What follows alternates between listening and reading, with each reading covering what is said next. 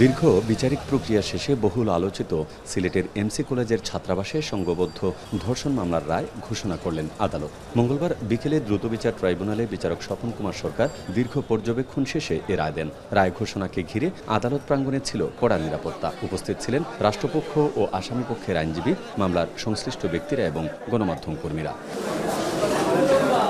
মামলার প্রধান অভিযুক্ত সাইফুর রহমানকে মৃত্যুদণ্ড দিয়েছেন আদালত। এছাড়া অর্জুন লস্কর, তারিকুল ইসলাম তারেক এবং শাহ মাহবুবুর রহমান রনিকে যাবজ্জীবন কারাদণ্ড দেওয়া হয়েছে।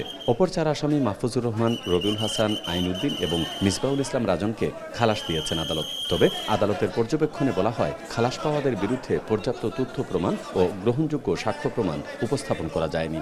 একজন আসামিকে লার্নেড বিজ্ঞ ট্রাইব্যুনাল এইখানে মৃত্যুদণ্ড আদেশ দিয়েছেন। তিনজনকে যাবজ্জীবন কারাদণ্ড এবং আরেকটা মামলায় একটা সেকশনে 14 বছরের সাজা দিয়েছে। মাহফুজুর রহমান, মাসুম, আইনউদ্দিন, আইনুল, মিসবাউর রহমান রাজন এবং রবিউল হাসান তারা খালাস পেয়েছে। রায়ে আদালত ভুক্তভোগীর সাক্ষ্য, ফরেনসিক আলামত, সাক্ষীদের জবানবন্দি এবং মামলায় উপস্থাপিত অন্যান্য প্রমাণ বিশ্লেষণ করে দোষীদের সাজা নির্ধারণ করেন। তবে রায়ে সন্তুষ্ট নয় আসামিপক্ষ। তারা বলছেন, রায়ের বিরুদ্ধে উচ্চ আদালতে আপিল করা হবে।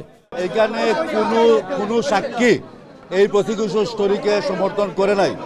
কোনো সাক্ষী সমর্থন না করলে কিভাবে সাজা দেওয়া হয়? সুতরাং আমরা সংক্ষুব্ধ, আমরা উচ্চ আদালতে যাব।